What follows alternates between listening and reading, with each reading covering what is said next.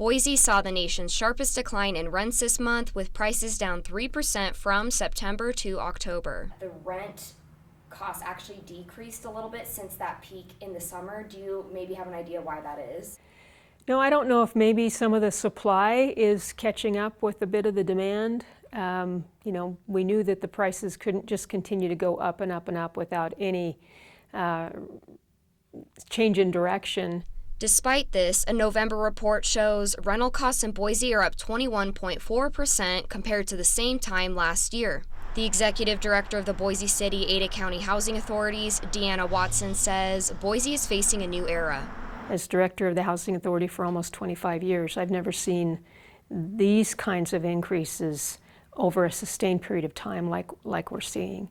And I think as long as we have new people coming into the area who can afford to pay the higher rents, they're sort of elbowing out the people that are less able to afford it. Since February, the Boise City Ada County Housing Authorities has given out almost $60 million in emergency rental assistance. We have money still available.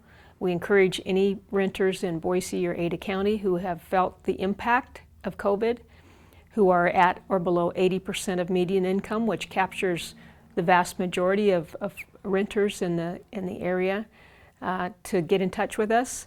Many renters are feeling the pressure of high rental costs in the valley. I talked to two people about their experiences. The home that we were living in this neighborhood is a relatively new home, and we were faced with a $600 rent increase effective 2 months after the time that we found out. Whitney Wilda has lived in the Treasure Valley most of her life. She says she had to move out of this Meridian neighborhood after the rent increased. It's understandable when there are rent increases that are associated with property tax increases and other necessities that need to be paid, but such drastic rent increases and when homes are still so new makes me question if it's needs-based or people capitalizing on those in vulnerable situations.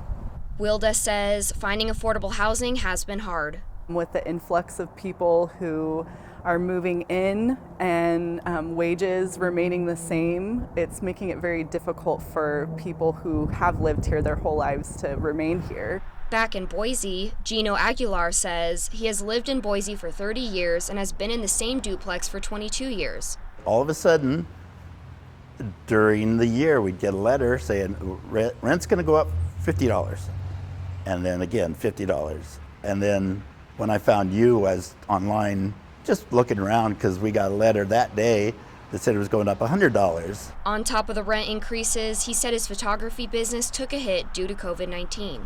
How do you live when rent is 100% of your income?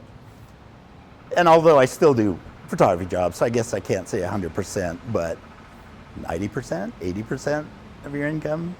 Aguilar says he hopes landlords can become more understanding and treat their tenants better. I understand that landlords, this is their business, they need to make money and such. But if there was some kind of limit, there has to be 2 years between raising the rent, and the rent can only be raised 5%, 7%, 8%. Aguilar says he doesn't know what to do if things don't change. I'd like to stay, but if I have to move, that's where my anxiety is. I have no idea where I would go. I mean, where would I go? If you need help, you can reach out to the Boise City Ada County Housing Authorities. We'll have their contact information in this story on idahonews.com. In Boise, Ariana Piper, CBS 2 News.